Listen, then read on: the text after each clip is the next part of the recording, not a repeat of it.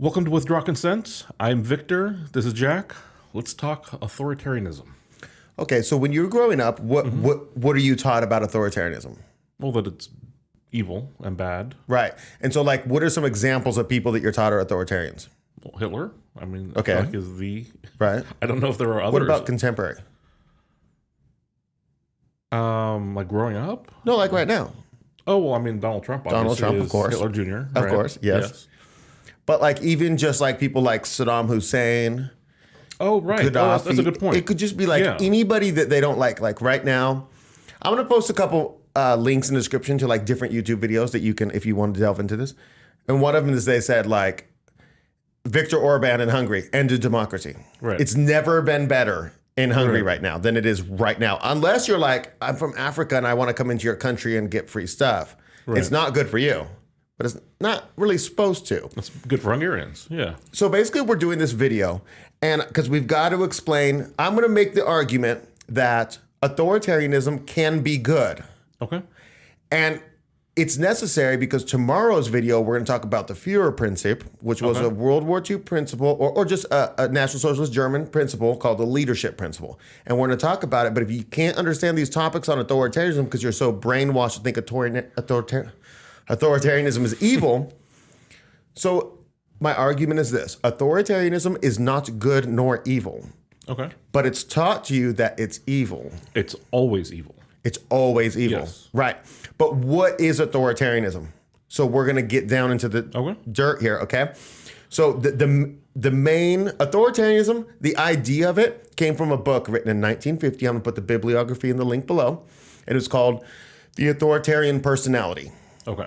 It was three people who were of the Jewish religion. Really? Surprising. And they were from the Frankfurt School, which we need to do a whole video on. But if you go back to the video about how I got from where I was to where I'm here, the Frankfurt School mattered to me because that's my first eye-opening experience. So basically, we're going to look at what they teach in the authoritarian person. And it's so silly. I just want to give you, before you flip the video up, I'm going to give you a fast forward, right? Okay. They're going to say that you're an authoritarianism if you think that sex crimes such as rape and pedophilia deserve more than prison, they should be publicly whipped or maybe worse. If you think that, you're an authoritarian. So this is going to end up being a laundry list of things that they don't want you to become, right?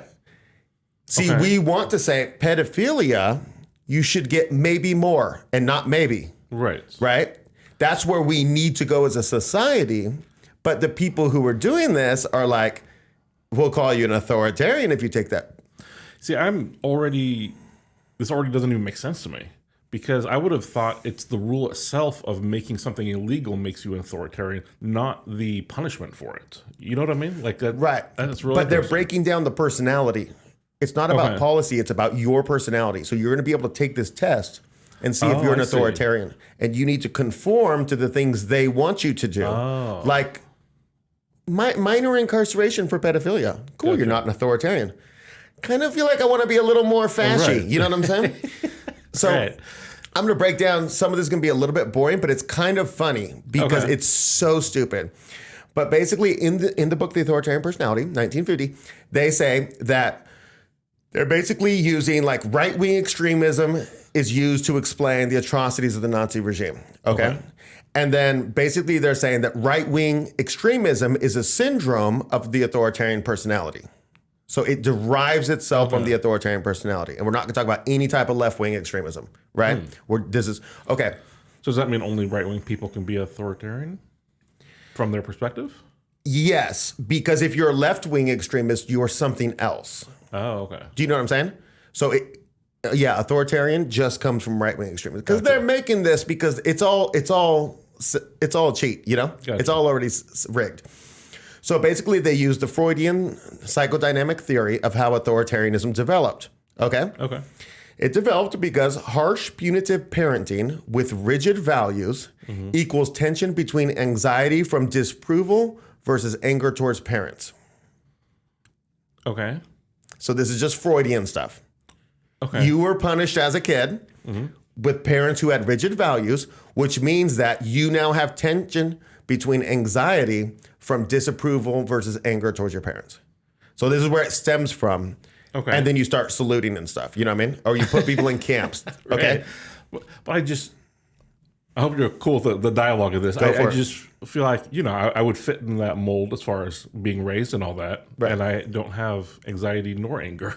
What I Right. mean? None of those things that they're describing. Right.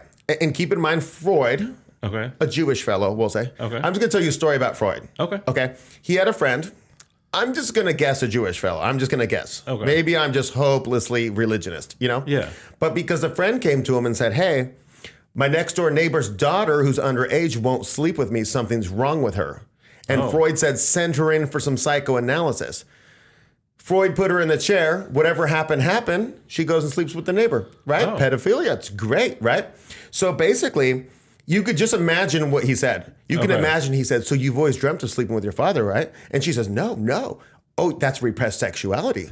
We can free you from that. Here's a method. We got this father figure next door, and you're a pimp. You're a pimp, Right. and you're pushing pedophilia. So that's what Freud was. So when you see this stuff, and you can think about it with the Oedipus complex and all the different ideas about Freud that you know. Yeah. He's trash. Anyways, basically that thing that happened that we just described leads to intrapsychic conflict. Okay. Okay? Additionally, suppressing impulses displaces aggression towards safer targets. So you're suppressing impulses because of the whole rigid parenting. Right. And then that leads towards displacing your aggression towards safer targets. Displacing your aggression. So you're redirecting it, basically. Gotcha. Because you're frustrated that you can't do the thing you want to do. Right. And so if you were then to say, because of that, you're like, oh, I'm mad at daddy, right? And then you're like, well, okay, so let's see. I hate the Federal Reserve, but I shouldn't hate the people behind the Federal Reserve because even though what they're doing is evil. Do you know what I'm saying? Yeah. No, don't do it. Because, do you know what I'm saying? Right. It's just a trick. Anyways, so basically anti-Semitic attitudes, because authoritarianism always leads to anti-Semitism, which is don't ask why. Don't ask why. Right. We did an anti-Semitism video. If you're not on YouTube, if you're anywhere else, I'll put a link in the description. If you're on YouTube, you should check us out on Rumble or BitChute. But basically, anti-Semitic attitudes co-vary with other characteristics such as, these are the characteristics you have if you're also anti-Semitic. Anti-democratic tendencies. So I'm just picturing, like, as you're starting this, I feel like I'm hoping I have all of these. Like, Right. just based on how you're talking about it, I hope I get 100%. And when they say anti-democratic tendencies here, they don't really mean democracy. They mean we control the elections. Right. And I'm not saying Jews control the elections, but I'm saying the elites control the elections. Right. And then they say, oh, one person, one vote. You're in a democracy. If you're against that in any way, You're anti-democracy. yeah, you're probably anti-Semitic too. Okay. Ethnocentrism. Ethnocentrism, just in case you don't know, is when you look at somebody else through your cultural lens, even though they're from a different culture. Okay. So just like a normal way of acting. Right. When I was in college, I literally learned about ethnocentrism, and I tried not to be ethnocentric. I tried to because I was like, well, that would be bad, right? Then I realized, like, you come to my country, whoever you are, Japanese tourists, whoever you are, it should go kind of my cultural way. If I go to China, I'm not going to say, you ethnocentrist, you need to act this way. You don't speak English and you don't celebrate this holiday. You don't celebrate July 4th in China? You cretins, you know what I'm saying? No. It's their thing. When in Rome, Okay, so ethnocentrism, you might be anti-Semitic. Also, political and economic conservatism. Okay. You might be. Okay. Good. So these anti-Semitic attitudes co-vary with other characteristics such as those three. Okay. So all of this led to the creation of the California F scale. Okay. Now, this is an actual test that you can give to people to see whether or not they are authoritarians, right? So it's got 9 different parts, and we're going to discuss what each of the parts are. And then after I tell you the part, I'm going to give you an example of each part. And then we're done with that. We're going to talk about why the study is not very valid. Okay. So the first one is conventionalism. Okay. So if you have rigid adherence to traditional middle-class norms and values, you might be an authoritarianism. So basically, any type of traditionalism, because if you know, Hitler and the National Socialists were extremely traditionalist, and this is going to completely conflict with number 9 right here. Okay. But we'll get there. Then you're probably an authoritarian. So they're just labeling what you can't be. Don't be a traditionalist. Right? Go against your parents. Fight against them. You're going to get this evil label if you are these things. Right. Listen to what we're teaching you in the universities about about just the way things should go. Right. And an example of this is, quote, a person with bad manners, habits, and breeding can hardly be expected to get along with decent people. That's a terrible example of conventionalism or rigid adherence to traditional middle-class norms and values. Terrible, but that's what they give, so I'm just giving it to you, okay? Second, California F scale, authoritarian submission. Submissive, uncritical attitude toward in-group authorities. Example, young people often get rebellious ideas when growing up, and they should get over them. So if you think that, then you have authoritarian. You have authoritarian. So they're saying authoritarians are submissive to in-group authorities. So basically, they're teaching you, if you're a kid, you should rebel against all the traditional, conventional ideas of your parents and embrace what we teach you in the universities, or whatever it is, just the way it should be. Okay. Number 3. Now, I told you the example on this one before.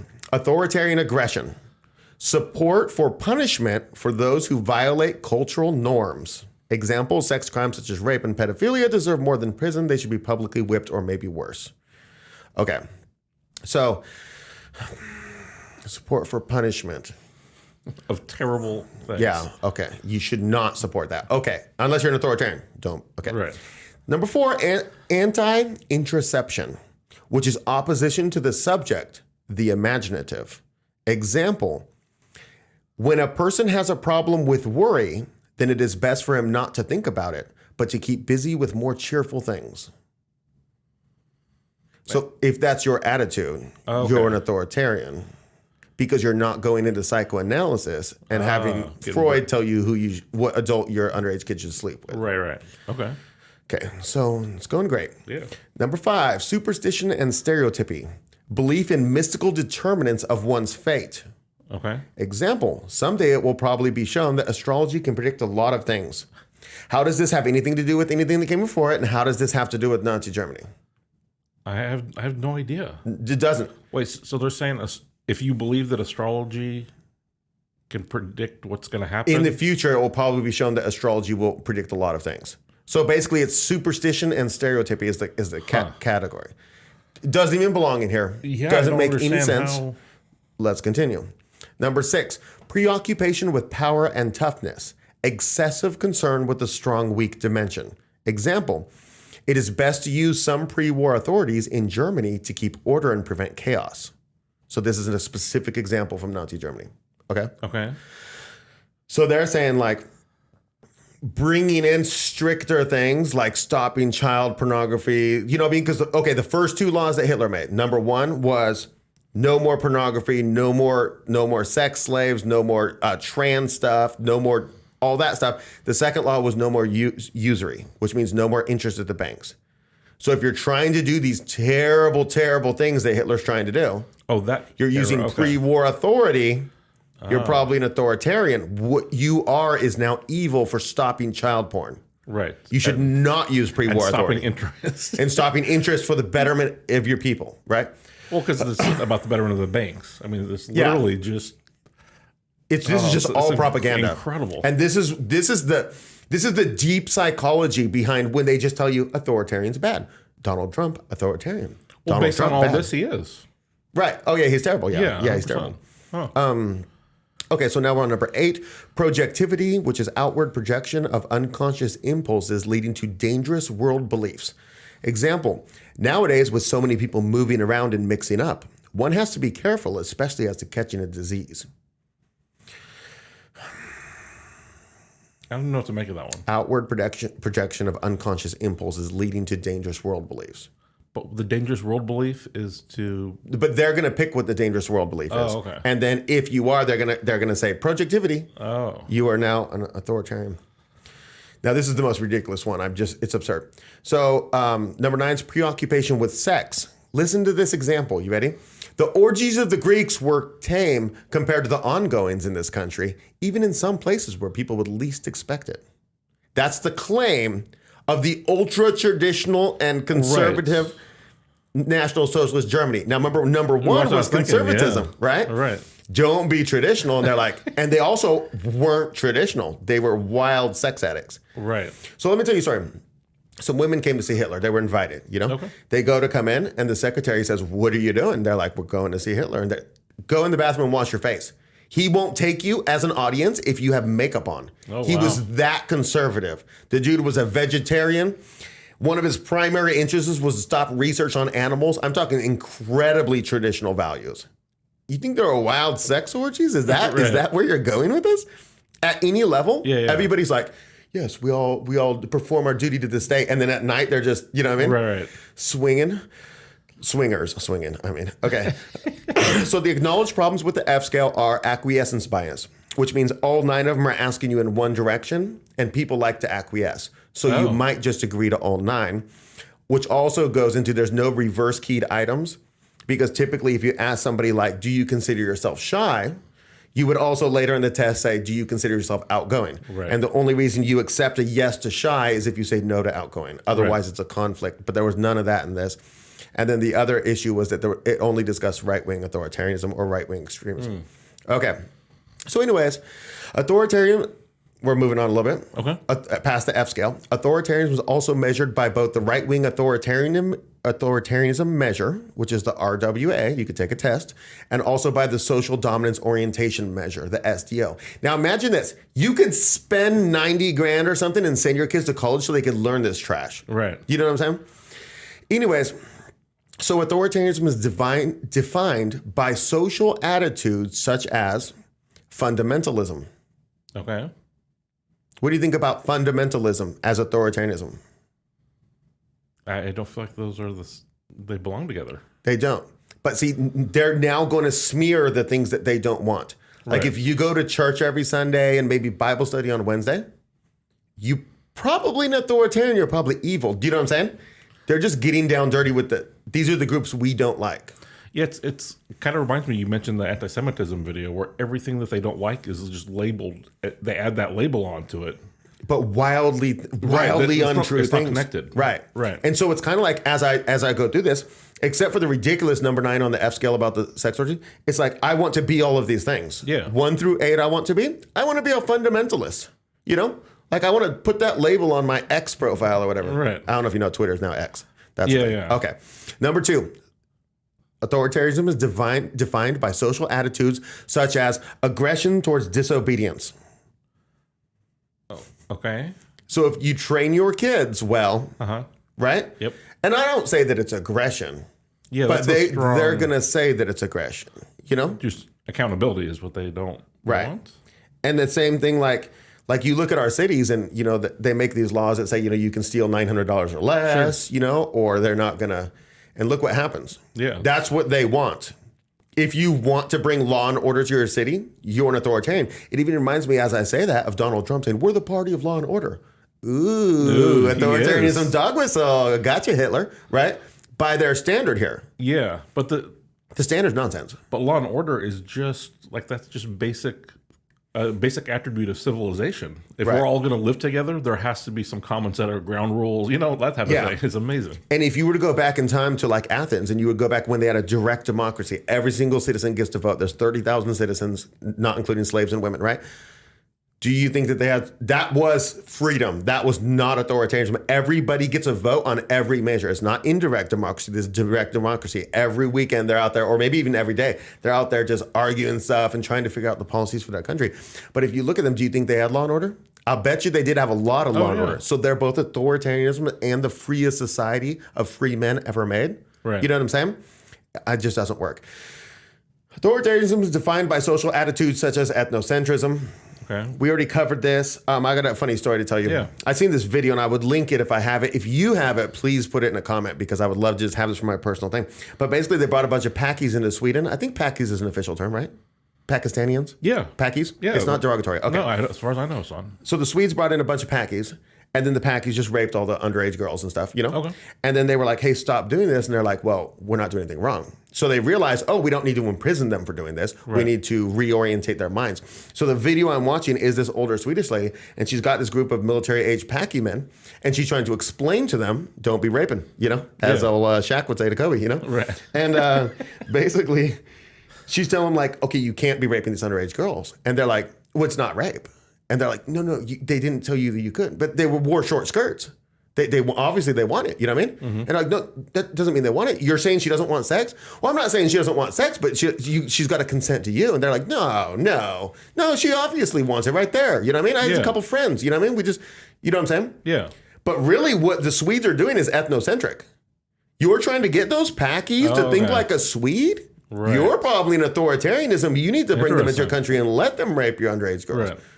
The ethnocentrism thing is stupid. Yeah. Do you know what I'm saying? Even in polite norms, like standing in a line. Mm-hmm. If you say all tourists from Mongolia, because I don't have anything against Mongolians, I'm just throwing this out there. All tourists from Mongolia, they go and cut in line. Yeah.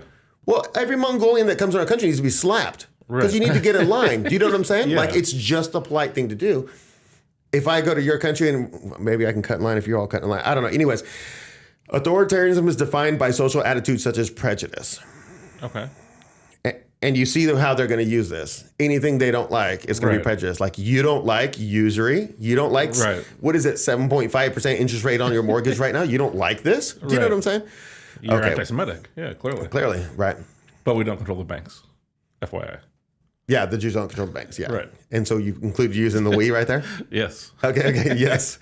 So basically, there's a link between authoritarianism and dogmatism. This is just one of the stupidest ones. You can see right here I put, what about the Constitution? Because the Constitution is dogmatism. Therefore, they're saying that rigid adherence to a Constitution is authoritarianism. I'm sorry, it's just so stupid at this point. We're just out there, you know? Okay. Then basically they say, we're going to talk about nationalism versus patriotism in the authoritarian personality model. And they describe in the book, nationalism is one's nation is superior, whereas patriotism is an attachment to one's nation. What do you think about that? Well, I would say growing up, I definitely believed that America was better than everyone else. Okay, but put yourself in somebody else's shoes. Put yourself in a Nigerian shoes. You can't be a nationalist unless you think your nation is superior. Oh, like, I see the point. Right now, they just had a coup on the French. On the French, their own government that's completely subservient to the French, so they could get a country that actually works for their own people. And France came in and started bombing them. But you can't say that they have more. You're saying they can only have patriotism. They can only have an attachment to one's nation. Okay, no, they can have full-blown nationalism. They don't think their country's the best country. They don't think it's better than Russia, China, U.S., Britain. They want it to be theirs. Yeah, let's make it the best. Yeah. Even if in 100 years we couldn't get in the top 10, but still let's do a 500-year plan. Then I don't care. But nationalism doesn't require you to think your nation's superior. Yeah, but your goal could just be let's be the best Nigeria that's ever been. You know, we may not be better than France or whatever, but we can be the best version of us that we've ever been. I agree. Yeah, and even if you're in a country like Nigeria and not 100% has running water, what if we just get to 100% has running water? Yeah. That's a good goal because now you prevent the spread of disease, et cetera, et cetera. But what I'm saying here is the way that they're defining nationalism in this is already just it's already a cheat here. Yeah, yeah. So basically with those definitions that they've given, the RWA, if you recall, that's the right-wing authoritarianism measure, says that both have authoritarianism roots. So whether you're a nationalist or you're patriot, just patriotic, not a patriot now. So like waving an American flag means you're, Right. Maybe a July 4th barbecue. Maybe you put little flags in your lawn. You know what I mean? Probably an authoritarianism. Now, when you go to the SDO, which is the social dominance orientation measure, basically it says nationalism is associated with authoritarianism and patriotism is not. So they have a differing view that it's not just patriotism, it's nationalism. But they're using that definition of nationalism. Okay, gotcha. And so basically that's my research. And I put a couple YouTube videos in the links below. You can check them out. And so what do you think? This went a way different direction. Where did you think it was going to go? I'm totally interested. It's just, I mean, in my mind, the definition of authoritarianism is just the more you are, we'll say, taking away freedoms and forcing people to only do certain things. Like we talk about Germany, but these certain things, you're losing freedom because you can no longer sell kids in the windows and all that kind of stuff. Right. Ultimately, it's a loss of freedom. Yeah, and in my mind, you don't have 100,000 prostitutes to choose from every night in Berlin. Right. And that is so less freedom, more authoritarianism, but is that bad for the people? In my mind, clearly not. And just that there is this whole other definition that just lumps all of these normal things that, like the traditional stuff, treating people good and all that. I mean, you can be in a bubble just by yourself thinking about what kind of people you want to live around, and they're saying all that stuff is bad. You know what I mean? Like, right. It's insane what they're so far off the reservation. Right, because the whole thing around authoritarianism is just propaganda. Right. And it's specifically meant towards one people, the people who tend towards authoritarianism, and that's people of European descent. Right? Now, if you go back to Germany, what did they have? Like pre-World War II. They had fathers in their homes. And they had, like, have you ever watched, okay, this is an Austrian example, but that Germanic people. You ever watched The Sound of Music? Right. Of course. You watched it? Okay, good. Oh, yeah. Okay. So I'm not sure if you watched it, but it's a story about an Austrian family, you know? Mm-hmm. And the father's just rigid. Yeah. But he wants what's best, and he has what is it, like a tutor, what do they call that lady? They hire her to come, the governess. Oh, okay, the governess comes in, and it's like, but he's raising these kids to be super kids, and he's expecting the world from them. You know what I'm saying? And when they have a dinner party, the kids come in and do a performance. You know what I mean? Like, they don't want that. Right. They do not want that. Well, that's strength. It's strength. They do not want that. Right. Yeah. And I would describe myself as, and my wife would agree with me, right? Because it's the deal we've made. I'm the leader of the home, you know? And this is a traditional idea, and you might not like it, and you might like a situation where the woman's the leader because you're kind of passive and you don't want to deal with the finances. That might work for you too. But everything I do is for the best interest of my family, for my wife, for my children. Even doing this right now, I'm doing it for their best interest. Right. Because I'm trying to convert people into good values and to understand history and stuff so that there's a better world for my children, which she also is her greatest desire as well. So she puts up with me taking time away from family. You know what I'm saying? Totally.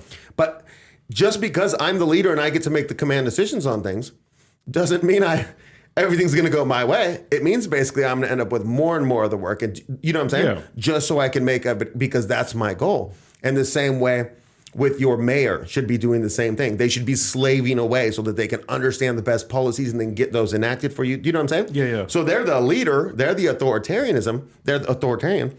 But they should be working towards you. So you could also see where if I was a vile, selfish creature, I'd be like, well, you got to stay home and cook dinner while I go to the club. Do you know what I'm saying? Right.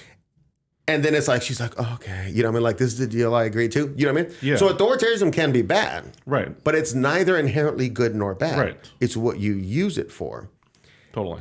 And so, and also when you talk about the leader of a country, it can be good or bad depending, like you could just be a terrible dictator. Yep. And it's not that you're the dictator, it's that you're terrible. Right. Right? Because like you could look, like if you look at Saudi Arabia, they have a king. How many kings are around nowadays? Not very many. Not some. You know? But they have a king, they have a monarchy, you know? Mm-hmm. And that they have a monarchy is not good nor bad. It's the same thing as authoritarianism. Yeah. It's the exact same thing. And you have to look at this. There have been great kings and there have been terrible kings. And I'm not saying monarchy is the way to go. I'm just saying when you hear authoritarianism, just like kind of like all of our videos, I say this, when you hear this word, all the flags should go up. And it should be like, what? What are you saying? What's the propaganda line? Right. What good thing are you trying to prevent me from doing without, or else I'm ostracized? Right. You know? And the same thing when you look at Donald Trump. The authoritarian argument against him is completely nonsense. Totally. I literally was watching Patrick Bet David, the PBD podcast, and Cenk Uygur from the Young Turks was on there. And they asked him about Trump, you know? And he just goes in this wild rampage, Cenk, you know? And then Patrick tells him, hey, you know, if anybody just watched you and they didn't know you, they would just say you lost all credibility right now because you're just saying wild things because he's TDS'd out. He's no longer being rational. And he says, you understand that if Trump's elected, you know, in 2024, that will be the end of democracy. There will be no more elections after that. He will never give up power no matter what. Let's think back to 2020, what happened. Do you know what I'm saying? Yeah. Like 2021, he gave up power. He didn't have to. He could have invoked the Insurrection Act. He could have done all types of things. Well, right? who was it that brought all the troops into Washington, D.C.? That was Biden. Oh. Yeah, that was Biden. Oh, weird. Yeah. Oh, okay. I mean, it's like, it's a baseless claim of authoritarianism, you know? And so whenever I hear the authoritarianism claim, I want Like, see, I even had problems when I was doing this video right now, and I was about to say, here's an example of an authoritarian, and I picked the king of Saudi Arabia because I didn't want to smear Gaddafi, who had the best interests of his people. I didn't want to smear Saddam Hussein because I don't know enough about him to know if that thing about gassing the Kurds was completely fake. Do you know what I'm saying? But there's other indications that maybe he wasn't what we were led to believe. Right. Because they fought so vociferously against us, you know? Yeah. The Iraqis. And so I don't even want to cast it. So that's why I picked a neutral person like the king of Saudi Arabia, because it's even hard for me to, do you know what I'm saying? Sure. To say that someone's an authoritarian because it's so risky. It has a negative connotation. Yeah, it's typically just propaganda. Right. So that's big. Be a good authoritarianism. Be a good authoritarian. That's actually a good point. Just be a good authoritarian. Right. Authoritarianism is good if you are good. Be good. Do what's right for your family. Do what's right for your people. Do what's right for your country. Do what's right for the world. If we're talking like environmentally and stuff, not fake stuff, real stuff. You know, like throw away your trash, don't litter. You know what I mean? Yeah. Yeah. So I have a confession. I don't think I've ever told anyone this. Okay. My entire life, like back, I remember like we'll say 6th, 7th grade, just thinking about politics. Not really in the know or whatever. I've always thought a king was the best ruler if it's the right king. Like that is the best form of government because he's got ultimate power and he's going to use it right. So I've been like authoritarian for like 40 years.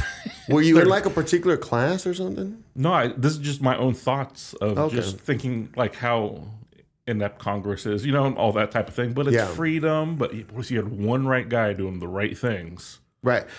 I kind of agree with you there, but the problem with monarchies in general, we're getting off topic here a little bit. Yeah. But with monarchies in general, is that they feel like they have to have these enormous estates and stuff. Oh, okay. And so much of the wealth is transferred into their personal thing, and it gets to Louis XIV, the sun god or sun king, you know, and like he's got this palace at Versailles, and it's but that's the wrong guy then if they're doing that. Right, but they feel like they have to. Like I'm not a king if I don't have a much larger castle than, you know what I'm saying? The not king, supreme ruler or whatever. Okay. You know what I mean?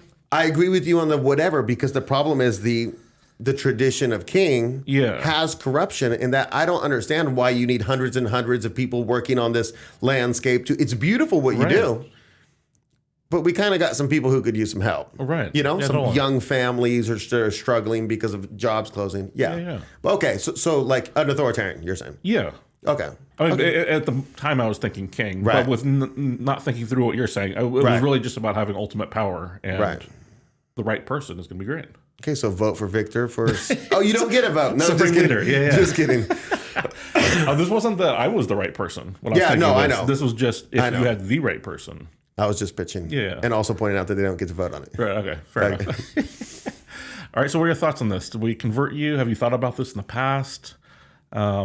Hopefully, I mean, the goal of this is just to get you to think about this, deprogrammed a little bit, and realize that this word, how it's used today, is ridiculous and not what it's not the negative thing that it's portrayed as. And to prep you for tomorrow's video, which is about the Führer principle. It's about the leadership principle. And you can see when you hear the word leadership that we might go into some authoritarianism, and you don't want to go into it with a necessarily negative attitude. Right. So keep an open mind with it. So hopefully you check that out. That'll be tomorrow at 8 a.m. Pacific, 11 a.m. Eastern. We try to release every week at that time, Monday, Wednesday, Thursday. And hopefully we catch you again.